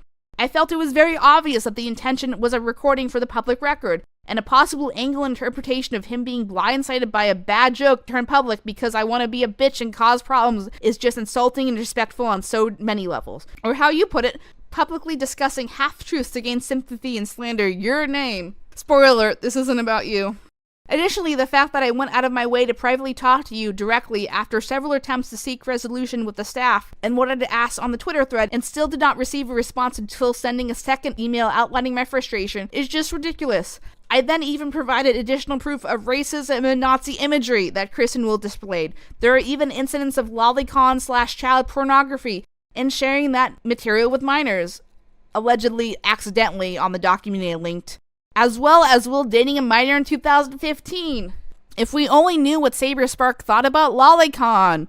Oh wait. As his following grew, Cal became very publicly outspoken with his dislike of lolicon and similar taboo art styles. For those who are not familiar with them, let's just say it's This additional document has been publicly available for over 2 years. The DAGames community server has had pedophiles that were quietly kicked out if/when discovered, instead of publicly acknowledged. One has a motherfucking mugshot on the document. Since this all seems to have gone ignored until now, on top of the safety report of the incident being publicly available for over a year, solidifies to me my original assumption that you do only care when you have consequences for your lack of action. God forbid someone is a creep on my staff, just don't tell the public he works for me. Does it not seem like common sense to fire someone who talks this way about others, especially women, regardless of when it happened? In the interest of openness, though, I am open to do an on-the-record three-way conversation between you and myself to get to the truth of the matter at a later time, but that will be at your discretion as his boss and at his comfort level. As I want to honor request and not be involved anymore and not emotionally distress him. But bluntly, I will not tolerate the consistent implications of untruthfulness until this happens. Can reach out in the future if he is interested and comfortable about a possible conversation. Lastly, as I don't want to get too personal, but it's absolutely laughable that you consider your romantic interest in me and our friendship ending as mutually parting ways. Like, what fucking planet are you on? Is that how you summarize every one of your failed courtships? Let me refresh you on the experience. After months of spending time together in person, and your insistence that we were just friends, your goal seemingly was instead to spend time with me and see if I would change my mind and be open to a romantic relationship. At that time, I felt like I'd finally had found a like-minded content creator and friend close and distant to me. I think I even said something along the lines of, "These feel like dates, I'm just making sure we're hanging out as friends, right?" After you grew distance, I felt manipulated and pressured to say I was open to dating in order to not lose that friendship. You then dated Gabe's sister over me and then asked about my dating availability immediately after that ended. I tried to play it off but was uncomfortable with the whole situation. I felt like I was only important to you if I was dateable, and a backup option at that. Would I have been treated the same way as a new potential friend if I was male identifying? This is the whole reason I went to your staff in the first place and not you directly. I felt objectified by my direct experiences towards you and did not wish to repeat said experiences for the sake of my own mental health. But you implied you needed the clarification, so there you go, buddy. At this point, I feel exacerbated with the favor I've given you and others, personally and professionally, so I'll be ending the conversation here. To remind you, I am not a third party in the situation trying to get cheap or easy views off a popular content creator. This is how Chris treated me behind my back. This is how he never owned up to those actions till I had to find out about them myself. This is how his behavior has continued. This is how the greater DAGames community could be potentially harmful to children. This is on top of Chris's misogynistic, anti-Semitic behavior that I stupidly forced myself to tolerate when he worked for me.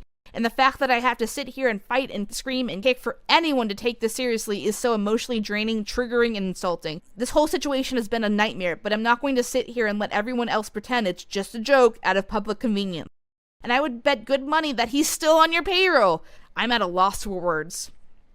Frankly, I do not have the patience or emotional bandwidth for your tone, your constant visualization, or to discuss this further with you at this point, for your own perceived direct benefit. To be blunt, you triggered the shit out of me, Steven, and I still tried multiple times to communicate with you, but ultimately was met with silence until now. You were screaming on Twitter like a child at me for months after trying to get any kind of internal word on Chris, and the information being in the public eye, and you still haven't fucking apologized for any of it. How do you think this makes me feel? On top of that, only then to even be taking it seriously because I might make a video and hurt other people's reputation really shows me how being affected by all this really matters in the long run to you. Sexual harassment, use of Nazi imagery, pedophilia, fine to sweep it under the rug, just don't bring it up on Twitter. Ramesses, you bring this upon yourself.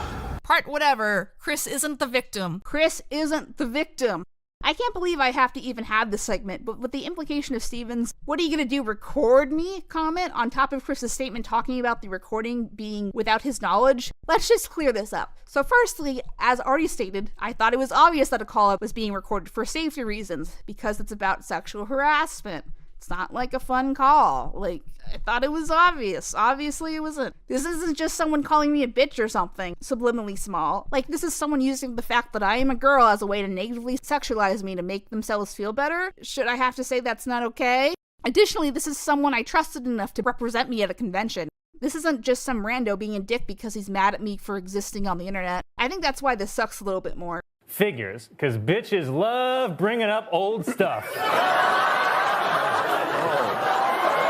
Something else to keep in mind is the loss of reputation, which is hard to recover from. How do the receivers of the story, knowing that it's false or not, going to feel about the person who the story is being told about? I didn't know this was happening, and I can't defend myself or my reputation if I'm not there. If it was a collaborator I was interested in working with at the time, he would definitely have negative feelings about working with me now. What happens if the story spreads or even becomes distorted through a game of telephone and changes depending on the teller? First impressions can last months or even years, and will psychologically affect personal treatment and ideals, even the fact of contrary evidence. See, the political landscape. This is not something Chris came to me about after it happening. We seemingly had a decent rapport up to this point. Chris could have admitted this happened years ago, and I would have still been pissed, but at least he would have owned up to it and maybe made a public apology, but instead, I had to hear it from a witness. It makes me feel like crap. It makes me feel like my personal comfort, safety, and privacy is less important than convenience or the bro code. At the same point, I want to analyze the implications of mistreatment. Like, if Chris really felt this way, I don't know why it didn't come up at that moment he was making those jokes, or after, or even when I confronted him.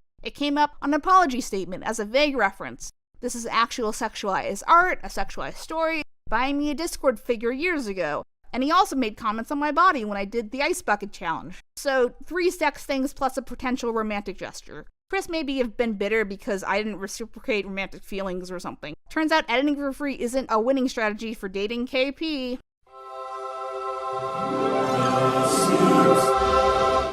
And then things got worse. Hi, I'm Courtney. You may know me as Pete or Orchard, but honestly, call me what you like. KP reached out to me a few weeks ago, asking me to cover the Gabe story in more detail, as she was busy working on this video here, and I unfortunately have a fair share of experience with recognizing online grooming, and am pretty unashamed in speaking out loudly against it. Gabriel C. Brown, also known as Black Gryph0n online, has had growing speculations and concerns regarding his relationship with his now wife and voice actress of Sweetie Belle on My Little Pony. From most accounts, it looks as if Gabe had groomed his now wife from the time she was 14 until she pursued him herself at the age of 20. After their announced engagement and subsequent marriage, Gabe faced growing accusations online of grooming his wife. He dismissed the accusations under the guise that he had not known her prior to her being 20, and any interactions they did have while she was a minor were strictly professional and in convention spaces only.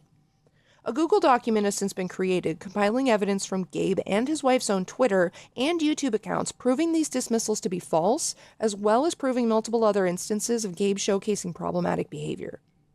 I've covered the topic in a little more depth in an hour-long video on my channel, which will no doubt be linked in the description below. Anyway, I'm sprinkled throughout this video a few times, so I shall see you all in my next segment.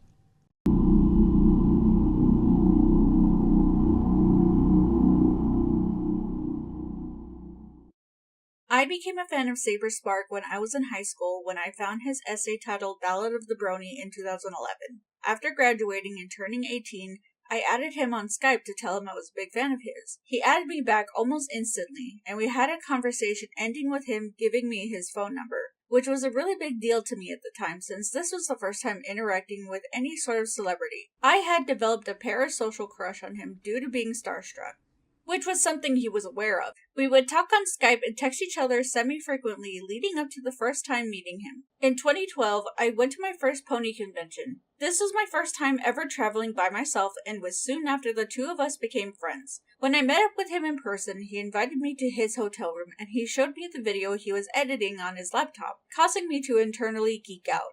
I was really nervous being alone in a hotel with someone I was a huge fan of and had a crush on, but I tried to play it cool. He was 4 to 5 years older than me, making me feel more nervous and out of place. He would bring up the prospects of the two of us dating and how it didn't feel right for us to do so. After that, he almost immediately initiated making out with me and guided me to his bed. In this moment, he did not directly ask me for consent. I was thrown onto his bed and he would insert himself into me. Saberspark was also significantly larger than me, as I was an 80-something pound 18-year-old girl, so I physically could not stop him. I felt extremely nervous and uncomfortable because I had never experienced having any sort of sexual intimacy with someone I was not dating before, much less someone I just met.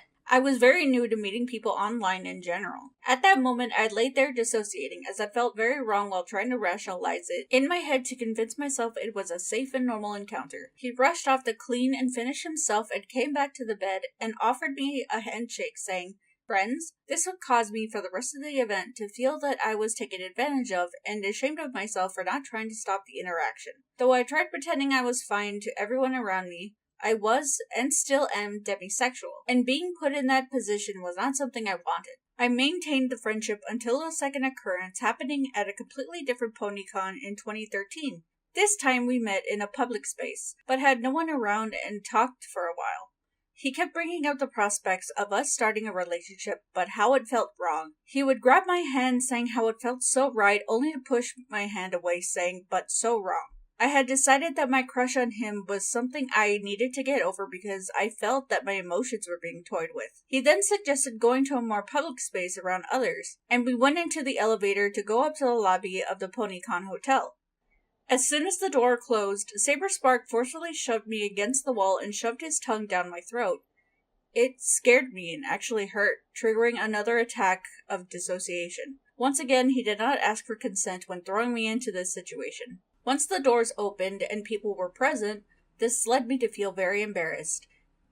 He got off me and took my hand and guided me towards the stairs to go back down to where we just were and into a men's restroom where he pulled his pants down and guided my hands and head to perform oral sex on him. I was afraid of denying him because of past experiences with sexual assault, so I did it to get it over with without wanting to cause a problem. Where he would ejaculate on my face, apologize profusely, and then offer the same handshake as he did at the con I initially met him, saying, "Friends?" Despite pretending I was fine, I had slowly begun pulling away from Saberspark. I cried that night while staying with a friend, but waited for that friend to fall asleep so no one could hear me, and I would cry for months, feeling ashamed of myself for putting myself in a compromising situation with someone I hardly knew. I had always felt taken advantage of by him, and tried being friendly and pretending nothing was wrong because it was all I knew how to do.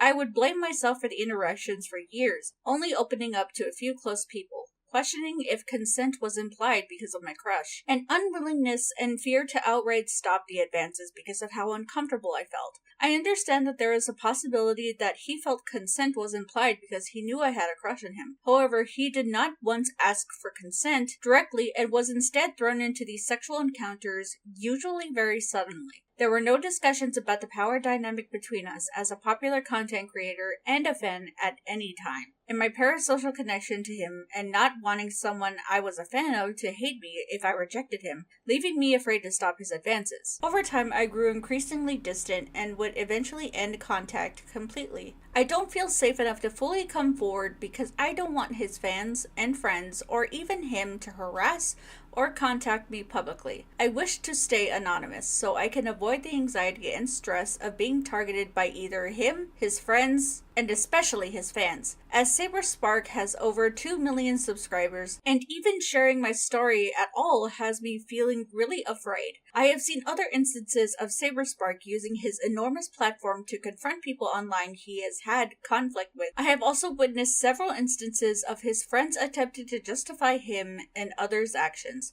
I was not made aware of his jokes about consent and his recent behavior involving Chris until only recently, and it left my stomach in knots. I please ask above all else for my privacy to be respected. I don't wish to publicly defend my personal experience and just wish to share my experience. So welcome to the video where we break this down a little bit more and talk about what is consent, because yeah, it's an important discussion here. So because this is a really serious conversation and I know almost nothing about sexual assault, I invited Courtney, again, she's all over this video, to talk about like what is consent and when consent is there and when it's not there. We're having a great time here at the worst video ever, and just kind of break it down so we have a better understanding, and all you nerds out there, don't do something really, really bad like this. Don't do it, guys. Don't do it. Hi again, Courtney. Welcome. You'll be in the video everywhere at this point.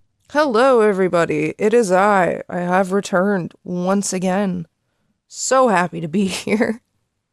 So I've shown you the testimony at this point. What are your general vibes on it besides icky and sad? And I don't know. This is just like super triggering to me because, yeah. So I thought I'd also bring you in here to hold my hand during this. But yeah. In terms of the testimony, it's just kind of heartbreaking, really. It's always heartbreaking to me when people question their own sexual assault just because of the lack of education around it. And like, something that I just want to say to anybody out there is a consensual sexual encounter is never something you're going to question afterwards. Okay? Like, you just don't question a consensual encounter. Sure, you may have a consensual encounter that's unsatisfying. You may have one that you regret, you may look back on one and go, if I could make that decision again, I probably wouldn't. But people don't question consensual sexual experiences with, did I just get violated? To be quite honest. And like the other thing that kind of breaks my heart is there's one point in her testimony where she questions, if I'm remembering this correctly, that like maybe she was at fault because she had a crush on him, like maybe she gave the wrong signal or something, maybe she implied something, or he thought consent was implied because he knew there was a crush on her. Like, in all honesty, consent is never implied. Like even secure, confident individuals in a sexual encounter will check in with their partner as things escalate and change gears, and they'll say things like, are you okay? Should we keep going? Is this good? Like, because consent is not something that is implied. It's never something that's implied. It's not, an absence of a no is not a yes in any regard. An absence of resistance is not compliance. And even in that regard, compliance is not an invitation. Mm-hmm. Because this girl had a crush on Saber, it was okay that he just kind of initiated things. And then especially, too, in the elevator, in a public space, when he's just much larger than her, like, physically. I don't know. It's all icky, but, like, what would you define consent as? And when would you define, like, obviously this isn't it for sure, but go ahead. And in terms of, like, a definition of consent and what it is and what it isn't, consent is an excited yes. Consent is exuberant, what's the word I'm looking for? Payback, for lack of a better term, I guess. Like, two people in a consensual encounter engage in a give and take. Like, it's never just one person doing all of the action and the other person just laying there like a bump on a log. It's an action that two people engage in when it's consensual. 9 times out of 10, when it's one person just using another person's body for sexual gratification, that's not a consensual encounter. That is just a violation of somebody's person. And it's actually pretty common for like sexual aggressors to attack somebody like in a innocuous sort of sense, like in the elevator, especially at like a convention or something like that in public, because it sort of dissuades the target or the victim from actually saying anything. Because like half the time people will think, well, this is being done in public, surely somebody's going to say something, so I don't have to. But the other part of them doesn't want to cause a scene and be embarrassed, because they're already embarrassed by the fact that they're being attacked, the fact that PDA in general is seen as like a sort of cringy, embarrassing thing. And like they don't want to draw more attention to themselves, especially while they're dealing with the fact that they're being attacked. And part of them just hopes that somebody's going to do it anyway, like step in and say something anyway. And the problem with the general public is they sort of fall into the someone else will deal with it mentality, whereas everybody sort of assumes that somebody else is going to step in and say something, so they therefore then won't. Well, the other thing I wanted to throw in there too is nothing that's illegal, but kind of the parasocial relationship of like, it's always, it seems like it's a common thing where like, back in the day, rock stars would sleep with their groupies kind of thing, but now it's kind of more discussed that that's a paradynamic that shouldn't really be abused. And especially when you don't really know someone in person, from the testimony, this is her first time in person with Saber. and he immediately jumps, not immediately, but he pretty much immediately jumps on her. So that also kind of gave me a big ick. Any thoughts on that? And one other thing I wanted to add in is that, confident individuals in a sexual encounter don't have to assume that consent is there, because they will ask. And to be honest, the only time you're not asking or checking for consent is because you know yourself that the yes is not there. And you don't want to hear the no, so you will not ask. Okay? Because if you think consent is complied and you think the person that is, on the other end of it is actively participating, if you know the answer is going to be yes, then what do you have to lose by just asking? And being a responsible individual when it comes to sexual practice and just asking. And the difference between, rock stars sleeping with groupies comes down to, literally consent. There's a big difference between, the chick who's going to see the rock star perform and flashing her titties while he's performing, and then going and flashing her titties to the bouncer to get backstage, and then flashing her titties in the rock star's face, probably making out with him a bit of her own volition, and one of them saying, hey, let's go back and sleep in the van. There are multiple instances where consent is very, very clearly given by the groupie sleeping with the rock star. And yeah, there may be a certain power dynamic, and there absolutely is multiple instances of rock stars abusing that to be hey, well, I'm famous, show me your titties. But there's a big difference between going, hey, I'm famous, show me your titties, and someone going, I'm showing you my titties because I want to sleep with you. Right? Just the act of basically showing you my titties is in most circumstances an invitation to touch my body, okay? In no way is I'm a big fan of yours an invitation to touch somebody's body. And I also find it really, really weird that this dude meets a fan, gets the inkling she has a crush on him, so he invites her back to his hotel room. Okay, getting invited back to the hotel room has sexual connotations, and the fact that she didn't realize that just shows how naive she was, and the fact that none of that was communicated, because clearly he knew what he was inviting her back to the hotel room for, but she didn't. And that just gives me the major ick, to be quite honest, because it's really as if Saber is acting like he's Gene Simmons inviting you back to, the hotel room, when in reality he's a pudgy brony YouTuber showing you his animations before he shows you his dick. That's not the same thing at all.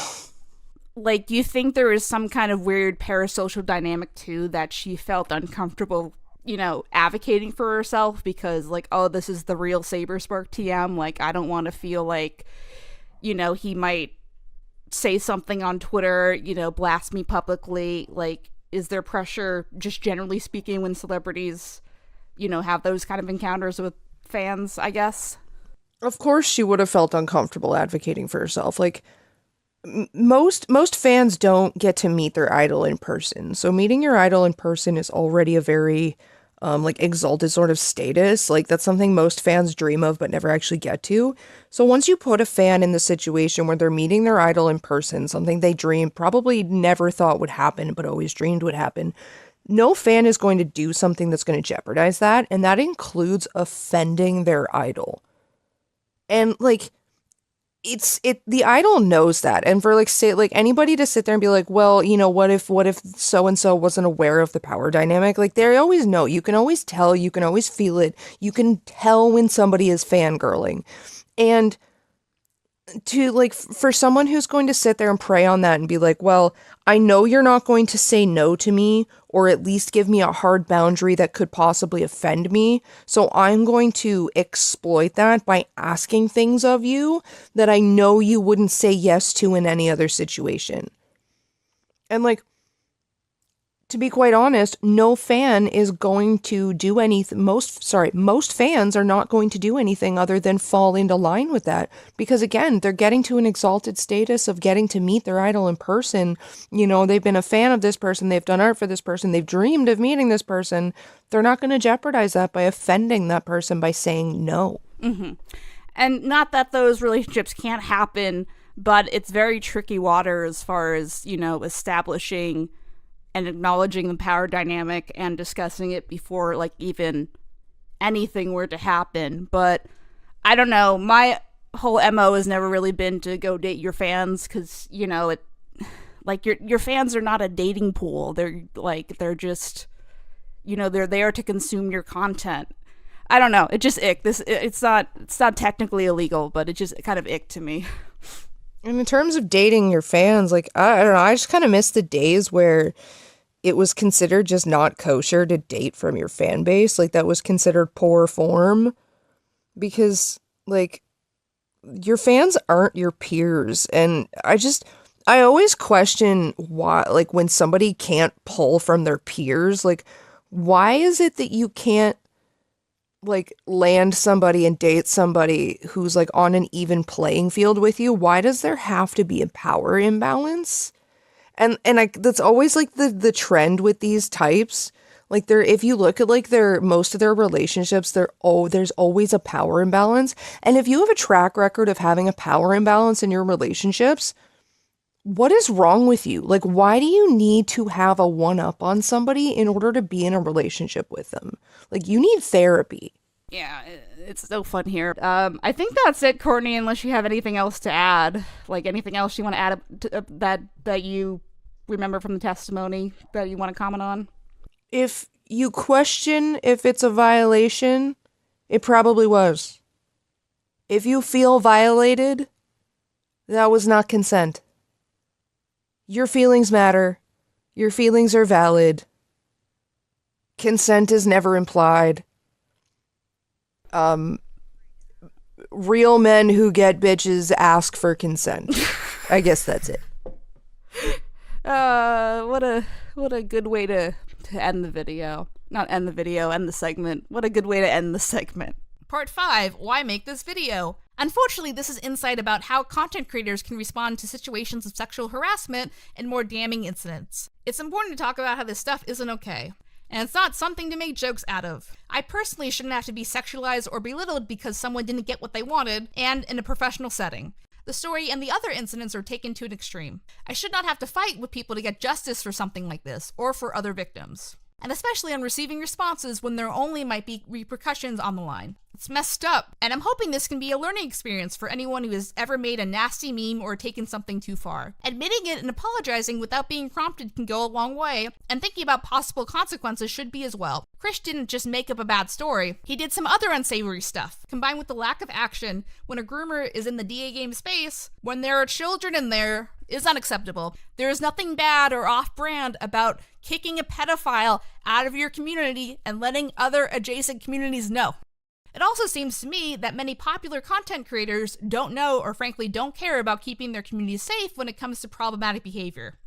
There will be confrontation involved, so if you don't like confrontation, maybe think twice about being a content creator. If you don't want so much responsibility, then consider making public spaces 18+. But even then, there still might be creeps. So I made a quick little guide. KP's guide to dealing with bad people in your community. Number 1, listen to someone if they have a serious concern, and make sure they have screenshots if possible. And if you're too busy, get a mod team to help you with this. Number 2, if the screenshots are damning enough, skip step 3 and remove them from your space. Number 3, if there are no screenshots, confront the person with the issue stated and get their side of the story. Have others weigh in on the decision if it's a hard one.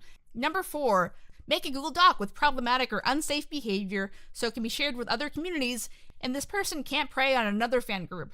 Number 5, look out for name changes and general suspicious behavior, especially in fandom communities.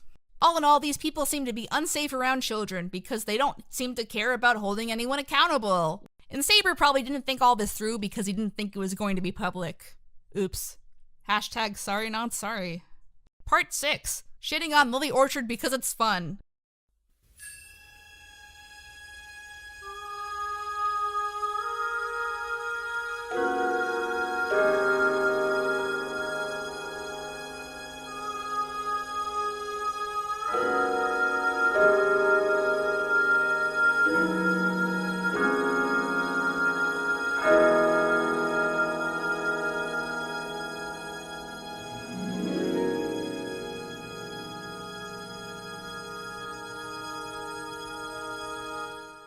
So welcome to the Lily section for the people who only care about her and not any of the other stuff. Fun fact, Lily just rebranded herself as CD Callout because it's totally about not escaping all the pedophilia and abuse claims and just making people happy with her sunshiny content, because her content's always just so positive and great, and Jesus fucking Christ, she's not fucking fooling anyone. You a rotten liar. KP wanted to talk to Sketchy about all these accusations made against me, and then show screenshots that made it very obvious that she's lying. Sketchy says rather plainly, I am not comfortable discussing my friends when they're not around, to which KP offers adding a third party, whose relation to the case she has yet to disclose. But she is unfortunately missing the point. Sketchy did not want to have this conversation while I wasn't present, so the third party had to be me. So Sketchy stuff was generally taken out of context. In the screenshot I'm showing you, Sketchy basically said he wasn't open to the conversation, even though I offered if a third party was present, and he still said no. The third party was implied to be Lily herself, so it didn't seem to me that he was open to the conversation regardless if Lily was there or not. If he was open to the conversation when Lily was there, then he should have clarified that with communication. And I'm still open to have that conversation even now, so let's go, bro. Your move, Chief. The other thing in the first screenshot is that he just assumes I'm projecting.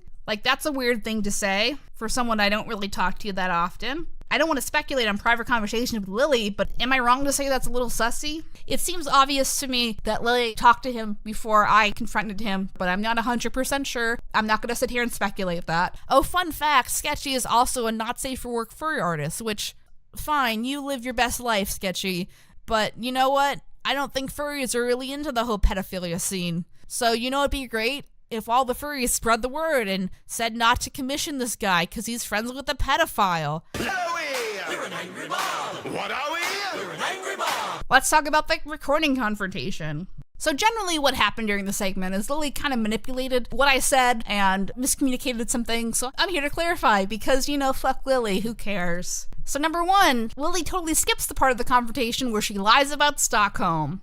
So I was really fucking pissed off at the fact that FimFiction just basically just kind of let anything go in regards to content and just hosted a shitload of child porn. So I wrote a book where basically a fic where a bunch of pedophiles just get shot in the head. And then Bronies got really mad about it and started lying about its contents. That's a weird thing to leave out for someone who wants to tell the truth. Isn't that convenient? KP, people have made worse accusations about you. Yeah, because allegedly treating your employees poorly is totally worse than raping your own little sister. She needs to sort out her priorities. KP decides my denying of the accusations carries less weight than her making them because she just decided that was the case. I never accused anyone of lying, and Lily just was like, I don't want you talking to Courtney. So, as a favor to you, if I reached out to Courtney and got her to apologize for the trans No, I do not want you to reach out to Courtney at all. Just seems like a weird thing to say if you have nothing to hide. Her whole reaction to me just asking about it was so defensive. It's just a question. No need to get so defensive. And where have they said worse things about me? I want you to cite your sources. Never mind that when you don't have a significant social media presence, you have nothing to lose and everything to gain by doing it. Yeah, because I'm going to come out of total obscurity to accuse someone of rape for 1,000 subscribers on YouTube. Makes sense. Do you even hear yourself? Never mind that this is literally policy in some states. The fuck? What even? You're not even American, you stupid girl. Girl, can you not? I want to kiss your face with a hammer. She then decided to offer to mediate a call between me and Courtney, and are you fucking kidding me? Oh boy. Yeah, I would love it if the Queen of the Lollipop Guild organized a call between me and my abuser like we're on an episode of fucking Smiling Friends, just because she's a gullible shit with all the political awareness of a drunk sparrow in a rave. The fuck? How is this political? Why a sparrow? Is that like a metaphor for something you made up in your head? That is without a doubt the dumbest thing I've ever heard. Some people were surprised at how abruptly I ended the call. When KP said she wasn't comfortable with the accusations made against me, I just said, alright, bye, and left and blocked her on everything. Simple reason for that, I don't want to be friends with anyone who believes any of this garbage, and that's something I'm entitled to do. Yeah, sure, I never said you can't do that, it's just a little defensive and weird. I didn't yell, I didn't scream, I didn't call her any names, I just said bye and left. Girl, you called her a bunch of names in this video and demeaned her intelligence. Actually, bye. Okay, I'm out. Can't do this anymore. Need to go home. I never said I believed in the accusations, just that they made me uncomfortable, and wanted to ask Lily about them. Is that not communicating? Lily, you always hemmed and hollered about, oh, no one ever communicates with me. They never set boundaries, and then they just leave when I make them uncomfortable. I just wish people would communicate and tell me when they're uncomfortable so we can find solutions together. You're such a hypocrite. Because I'm communicating that I'm uncomfortable, suddenly I'm a gullible shit. Gee, I wonder why your friends don't feel like they can communicate with you. You can go back over the podcast we did talking about personal trauma, where I bring up most of the stuff, and she's just kind of disinterested in anything that isn't about her. We just kind of accepted that. I mean, it's not that KP was a shitty friend, it's just that she was just kind of there, and it was something that made cutting the thread upon KP, crossing my strictest boundaries, easier to do. Let's talk about how I didn't want to interrupt someone who's talking about their trauma. Michaela also had to push me to communicate with Lily, and Lily actively flirting with me was a little uncomfy, especially live. Like, literally everyone, fuck you. KP is an absolutely lovely person. Yay! I'm gonna slowly. I've made this joke like privately, but like I'm slowly gonna acquire a lesbian army and take over the world. Just give it time. Anyway, that is the most aggressive polycule ever.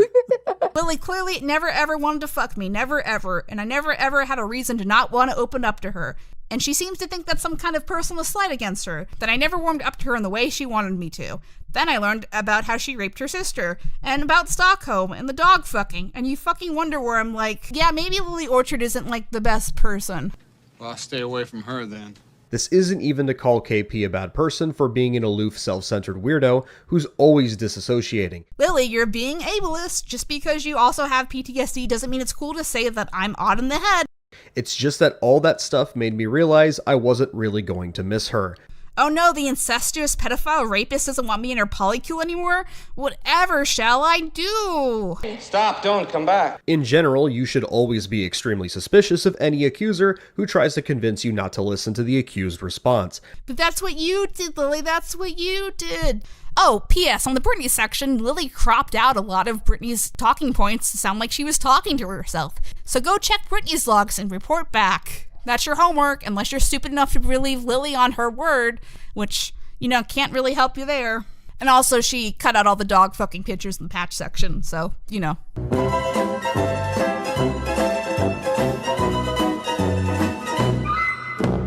When we started school at like 5 or 6. Lily started at 5. I started at 6, and we always got the bus up at the top entrance of the trailer park where there was the store.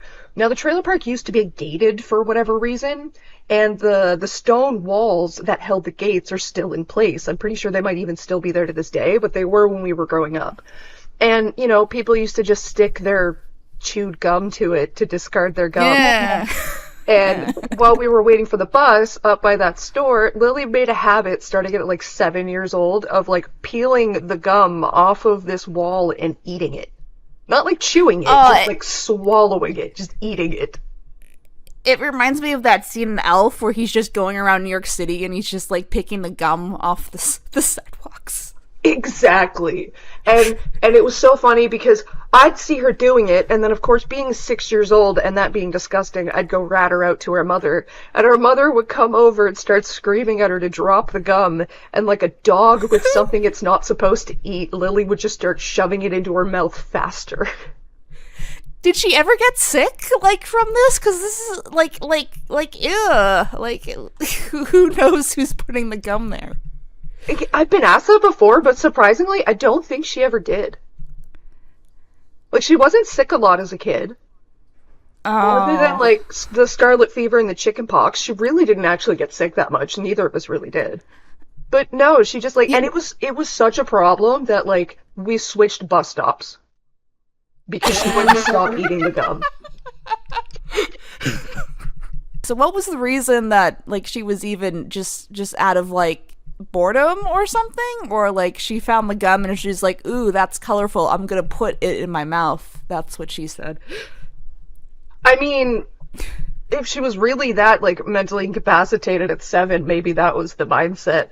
I really couldn't tell you what brings one to see gum crammed into a stone wall that makes you think, I should put that in my mouth.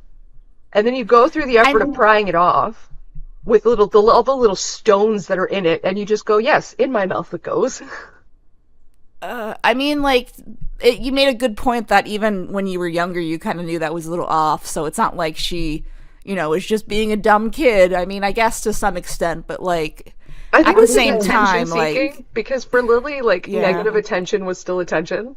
And getting yelled at by her parents was attention, so whatever made that happen was a good thing. And, like, someone might suggest in the comments of this video that, like, maybe Lily had pica. No, she didn't, because she didn't eat weird things. Like, she didn't, like, pick off the drywall and eat it, or eat stones. No, it was just already chewed gum. What is pica? It's like I think it's classified as a disorder, but it's a phenomenon where people will start eating things that are not food items, and typically it's because of, like, a mineral deficiency or something. I think there's also links to, like, psychological issues, but a lot of the times it's your body is seeking some sort of vitamin or mineral, and then you end up somehow getting that from eating non-food items. Usually it, like, happens in terms of, like, stone. Like, you'll find people eating rocks, and it turns out that they have, like, a calcium or something deficiency. Like, so how long did this go on for? Like, a year or two? No, it was a good couple of weeks, because, like, our mom was on her every time. It got to the point where when we would go walk to the bus stop in the morning, she would be like, now, Lily, don't eat the fucking gum off the wall. Like, just sit there and lecture her. And then, like, I don't know, like a handicapped toddler, she got off the leash and then would go straight for the gum. I like how there's already fan art of her, like, looking like a little golem eating the gum. We need more fan art of this. I mean, she kind of was like a little goblin, because, like, it got to the point, I mean, it happened enough times that the other kids at the bus stop would just kind of, like, hang off, like, a little bit of ways from the wall and just sort of watch her do it. So she literally would be, like, crouched on top of this wall just with an audience, just prying up this gum, and then yum, yum, yum, yum, yum. Oh, that's nasty. And it was never, like, the same energy of when she chewed my Barbie shoes, because she always had this habit of chewing up the shoes of my Barbies. Never their feet, but just the shoes, which, honestly, I just chalked up to, well, she's like ADHD and autistic. She chews on shit. Of course she chewed on the plastic shoes. It pissed me off, but whatever. But it was never the same energy, because, like, it was only that wall. Oh, like, yeah, it must have been for attention, like, which doesn't make it not gross, but, like, don't do that, guys.